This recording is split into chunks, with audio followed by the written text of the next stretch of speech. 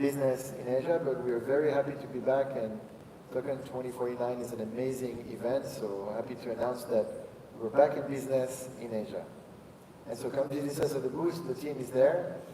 What's new is Ledger. You know, at Ledger we focus on two things: retail on one side, enterprise on the other.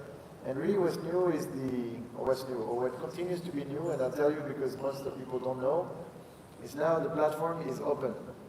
So what it means for you, if you have a business, is you can use Ledger as a security platform and build apps on top of it. We will make the security the best in the world. This is Ledger, and so you can focus on your app, you can focus on the user experience. If you want to check us out, it's easy. It's developers.ledger.com. So that's what's new. Okay, JB. So Polygon, scaling solution, many dApps, more users, TVL. So two updates on the business side. Like as you can see, Starbucks launched their loyalty program on Polygon. Instagram launched their NFTs. So people, influencers, Instagrammers can mint NFTs on that application directly, and those are on Polygon. On the tech side, we are launching many things. We are very soon we have a ZK EVM, ZK rollup testnet coming up. We have Aware data availability solutions also coming up, and we have like SuperNet going live very soon. So we are working with many devs around the globe, institutions and everyone. So happy to kind of work with them to scale blockchains to the next level. Yeah. Thank you. Yeah, I think what our panelists have commented in here is like we're all trying to offer different types of tech solutions to help either individual or company scale. And I think one of the concerns that will come to either Web2 or Web3 projects or companies is that about the security. And we also have been seeing a lot of hack, not last few days, but like every month we'll see a lot of hack is like going on. And I know you both have different kind of solutions towards like the security. So maybe you can, on different level, tell us a little bit about how do you solve the security concern from institutions and retail. Maybe we start with, we can start with institutions. I think, so the security problem is something that was really already a problem at the beginning when the blockchain industry started to really develop. Companies like Ledger, ourselves, and other companies in the same in the space, we've been working to provide solutions that can allow institutions to actually come to the space in a safe environment. I think if we look at the space, what happened in the last 6-7 years, most of the problems related to security have actually been addressed. We addressed the problems related to the cryptography, the problems related to hot wallets, cold wallets, the problems related to kind of taking a private key and distributing across different signing entities, etc., etc.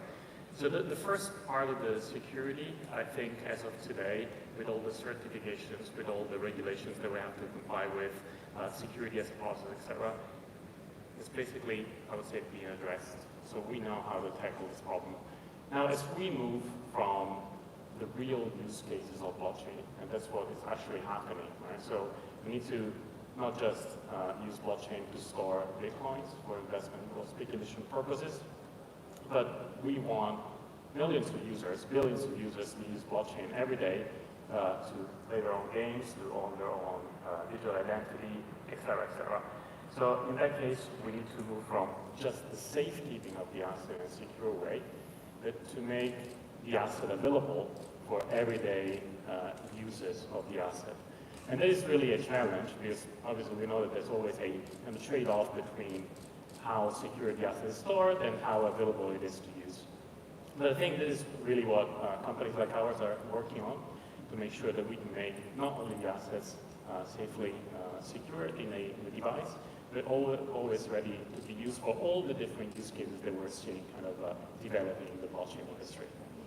Yeah, maybe JD can start with the layer one part because it's the underlying infrastructure Yeah, and then we can move to Pascal on the retail institution side. Yeah. Yeah, so we are very kind of put our money into security of the protocol. So I think Mudit Gupta is very popular security advisor in the industry right now, and he's our chief security officer at Polygon, and he has created an ultimate team to lead the whole operations of the crypto and everything. And our bridge, for example, we have like $4 billion TVL on our bridge. We have staking contracts which have like 40% plus token supply on smart contracts. So just for the security of our users are like very top priority for us in general. Even if, like, for example, we are launching ZK rollups very soon, it also will kind of help the users directly to make their assets very secure. We are working with institutions as well. We are working with custodian systems as well, multiple custodians like Fireblocks. So yes, so kind of in general, like we see as a kind of different level security, different level. For example, users have wallets and everything. For example, we are working with Sequence wallet, which is like APC based or account level, like smart contract based wallets. Something similar, like on the user level, on the smart contract level, also the social security level, like we have like many validators and decentralized systems and everything. So obviously, like we are very careful where to put our kind of efforts. For example, like some people will start with it from day one, they just make everything decentralized, even if they're smart contract, not upgradable. So we are very optimistic, like very seeing that okay, even if we write our code, we make sure that we put out there, we have big bounties on top of that. So all those things we kind of Yeah, very I think it has to be very comprehensive because only one part go wrong, everything yeah, will just exactly, right. go wrong. Everything is connected, so one lose and then you can lose money. So yeah. And I'll pass it on. Yeah, well, maybe to help with clarity, I think there is a common mistake that the industry keeps on doing, which is to call custody everything. So custody, when you think about custody, there are two things. On one side, you have financial institutions. They are financial institutions. They are or not regulated, but if you want to hold coins on behalf of someone, you become a custodian. And those financial institutions, of course, need technology because you have to put the coin somewhere. And the question is, who do you get the technology from? And then the second part of custody is custody technology. So you have companies like Ledger, or even the layer ones that are pure technology companies and don't do the custody. Ledger don't hold coins for anyone, anywhere in the world, etc. We power a custodian with technology so they can become custodian. And so this is a common mistake actually. I have a lot of conversations with VCs and they're like, oh, but Ledger, you're like Anchorage. We have nothing to do with Anchorage. Anchorage does a business that is very, very different from ours. They are a bank. They're a financial institution. Of course they have technology. Have they developed their own technology? Yes. Will they develop their own technology for the next 10 years? Probably not. If you look at the world of custody outside of crypto, there are 5 major custodians in the world. It's a highly concentrated business.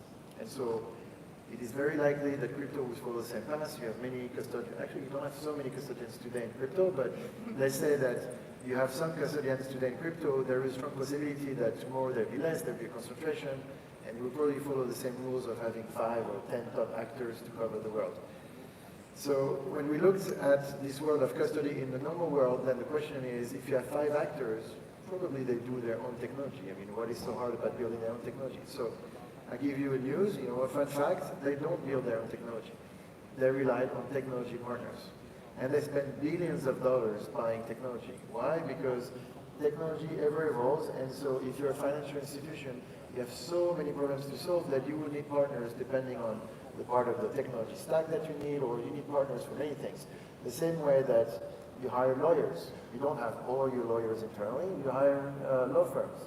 Well, the same way they hire a law firm, you're going to hire a specialist to do your security, and so this is where Ledger comes in, not just Ledger, you have other technology companies in the space.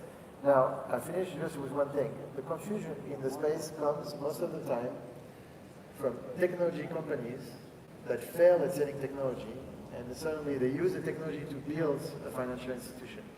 It has happened in the past with BitGo. This is sort of what's happening with Fireblocks, with Copper, etc., etc. Selling technology is very hard, and if you integrate the technology into a financial institution, it's much easier to go to market. It's much easier to sell. And so this is sort of what's happening. And so you see BitGo, Fireblocks, Copper, and it's a great strategy, by the way. I'm not criticizing the strategy, but they start by presenting technology, or even Anchorage. Anchorage started as a technology company, and then we're like, fuck it, we'll just build a custodian, and they become a financial institution. And so what I think is important in this market is that there should be a segregation of duty of companies that are doing technology, being specialists at what they do, and other companies being specialists at becoming financial institutions. You will see there will be a shade of gray in the next 5 years where people, where companies will build their own tech, the custodians be financial institutions.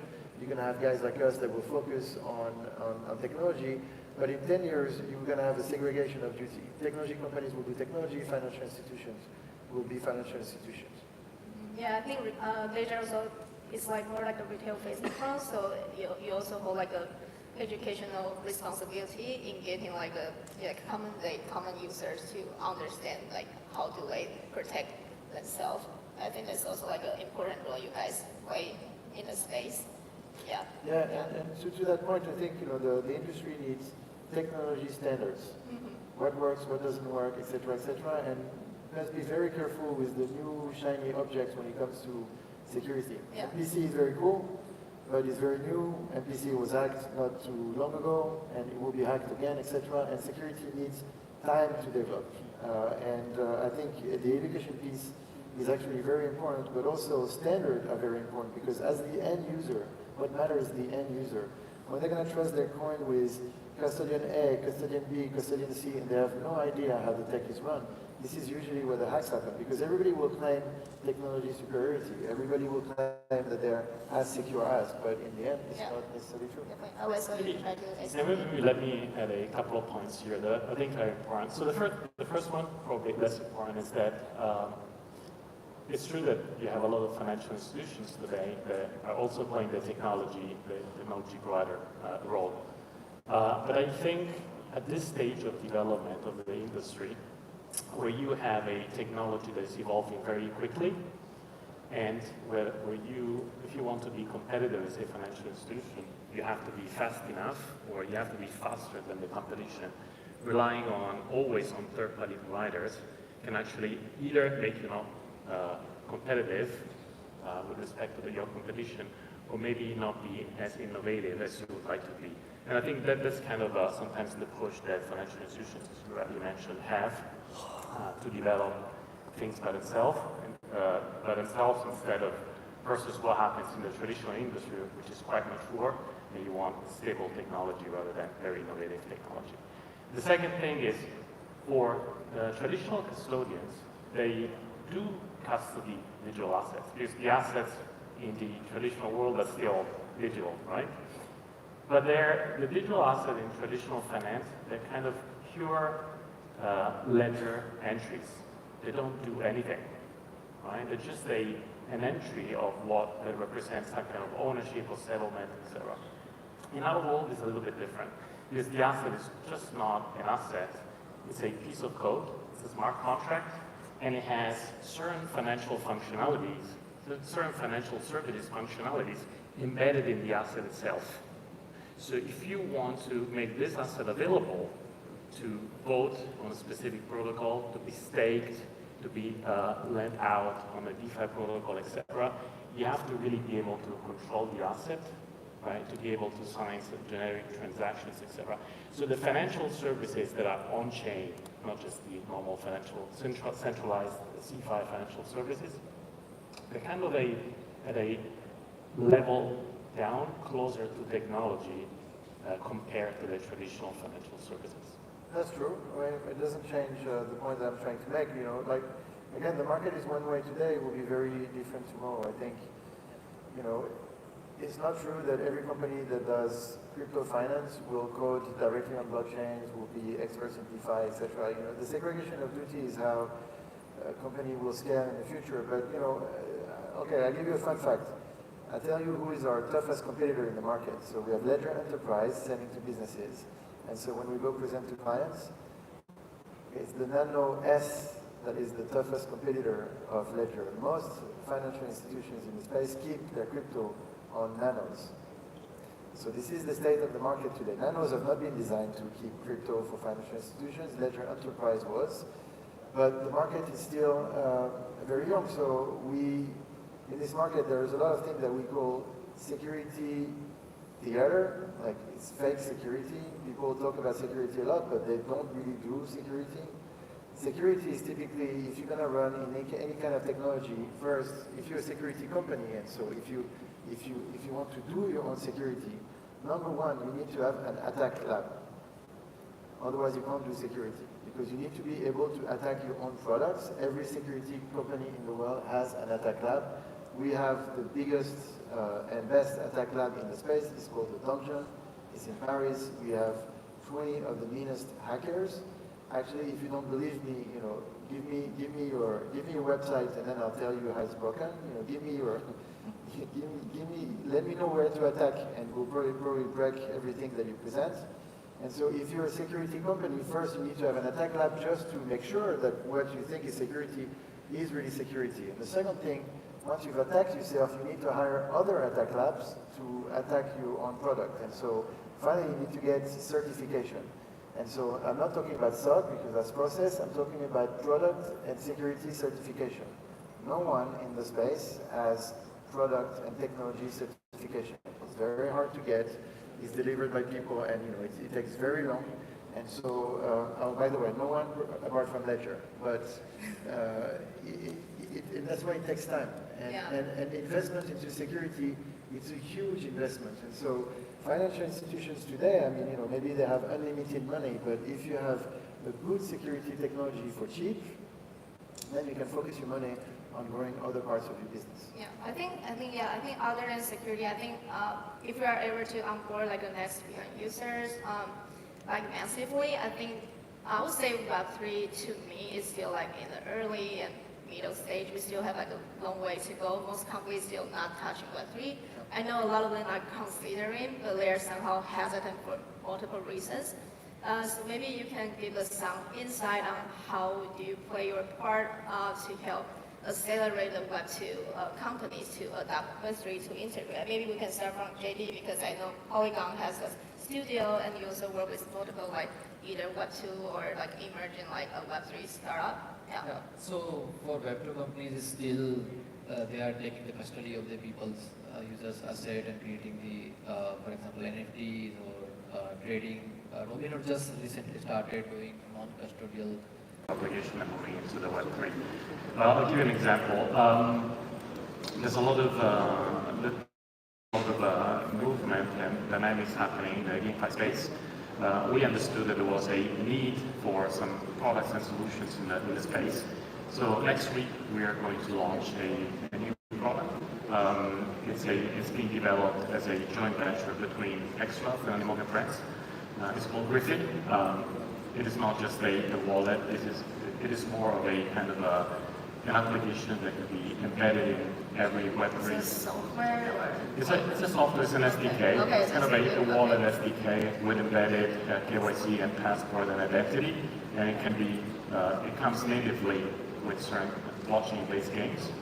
It can be embedded in any Web3 application, and I think really solves the issue of having to kind of bring your users to an application, having to kind of download certain wallets, going to KYC on the different platforms, and then transfer the assets, write down your keys, etc. So kind of combining what we have, what we're offering on the custody side, and bringing a solution together with Animoca Brands to the Web3 space. Specifically for gaming, like for games? It is specific for gaming, at least for now. But I mean, it is not necessarily limited to gaming. So, for example, we are. Not with scans, but I mean, we're thinking of using it, for example, in DeFi for some kind of permission use cases on DeFi protocols. And we're very excited. I mean, it's going to go live next week, Thursday, so you can check it out. Yeah, and Pascal, I know like Yeah, obviously later also work with like fashion companies like Fendi to launch like a very fashionable like items to tap into like the fashion market. And I also see you guys partner with a lot of different Web2 companies. Yeah, what's your secret in onboarding those Web2 companies? Yeah, I mean, there are two answers to your question. First, there is a cultural aspect to Ledger that we are developing now, and these co-brands, the Fendi that you're referring to, we also have Hublot, and we have a bunch that are coming. Just like Web3 is going to be part of your everyday life, and so we're just trying to show to people like how to start interacting with the device, and how do you finally interact with Web3? How does Web3 come into your normal cultural life? And the cultural aspect of what we're doing is extremely strong. People, when they get into crypto, it is meaningful to them. It's not like downloading yet another app on your iPhone. It is something that has much deeper meaning. It is something that defines you almost. And so the cultural aspect is very important. But there is this phenomenon, Alessio just mentioned it, like, it's all about, those NFTs. That was an interesting phenomenon. It's not very old, it's started like a long time ago from a technology perspective, but, from a usability perspective and go-to-market, it's like, what, 2 years, a year and a half. And so that's bringing in the game of Web3 a lot of new users, people that didn't really care about the wars between Bitcoin and Ethereum, and now they care more about collectibles, they care more about gaming, they care more about all these experiences. And so Web2 companies, especially brands, and back on the cultural aspects, sort of can't ignore this cultural phenomenon. And so for a lot of brands, it's a very natural extension of what they're doing. All the brands have tried to go digital in the past 10 years. And now they're trying to go Web3 because it's a very natural extension of what they do.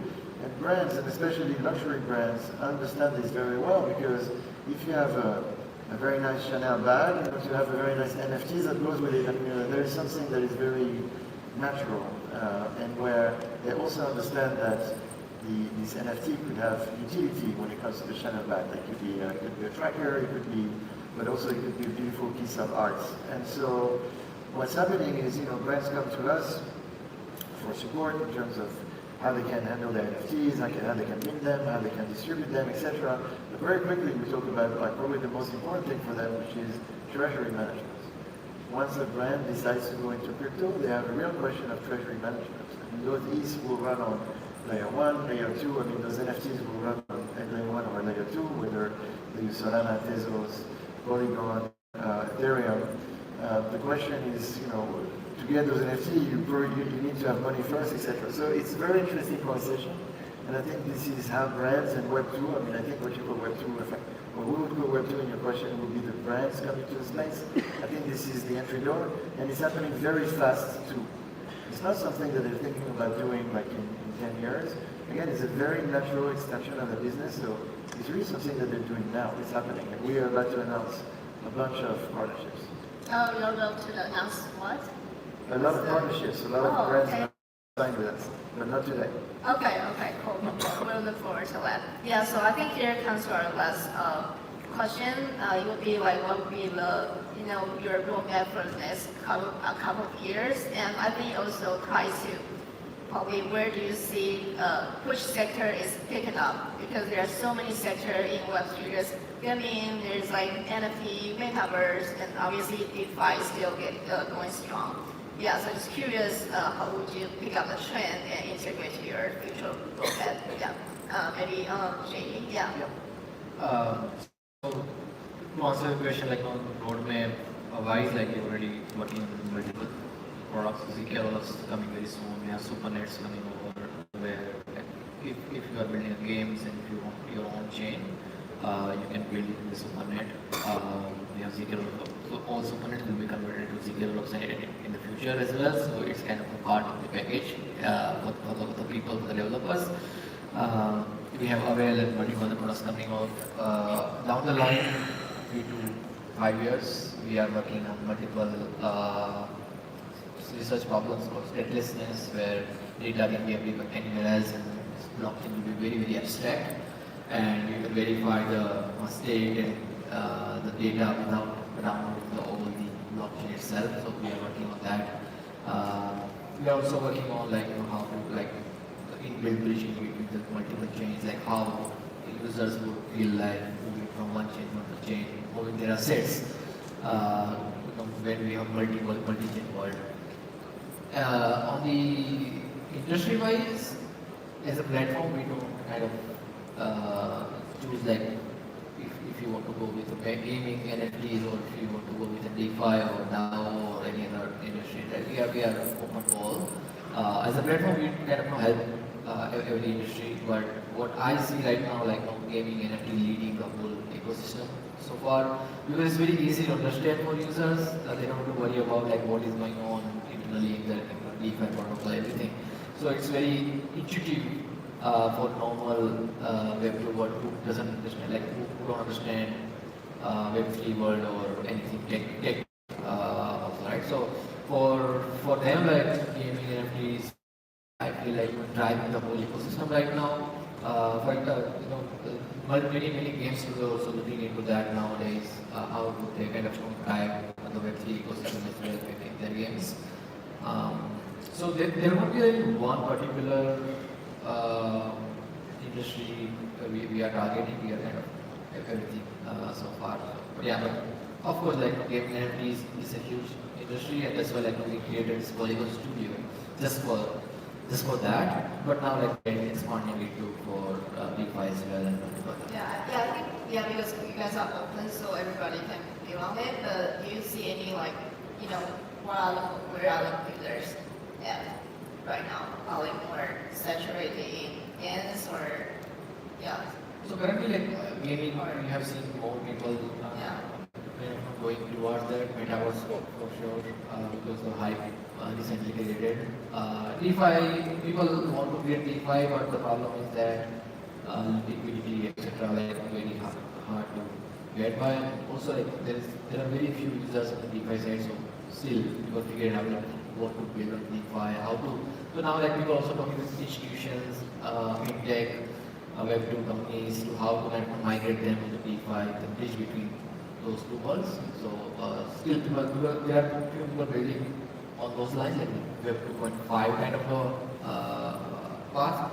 So let's see how that's out there. Yeah, and maybe Alex, you can give us some more insights about your future roadmap. Well, I mean, I completely agree. I think what's really interesting right now that is happening is that it looks like it's all coming together, right? So in the past we had stable coins, we had SDOs. Yeah, I'm just trying to get some alpha out of you guys. We had DeFi, we had MSPs and everything. But now, I think the alpha, through the alpha, I think we will, as all these platforms and solutions are really improving, not just in terms of performance. Now we have obviously better networks, but we have better solutions. We have better DeFi protocols, better gates and everything. So the user base is growing. There's actually adoption. There are actually, for the first time, probably since we started the industry, there's actually people that are using the blockchain for something.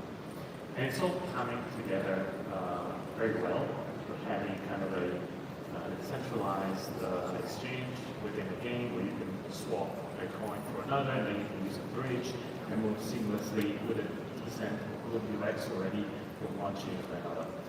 So if you want the alpha, I would say that we'll see CeFi services really kind of losing a little bit of market share when compared to what is kind of being offered in the DeFi space.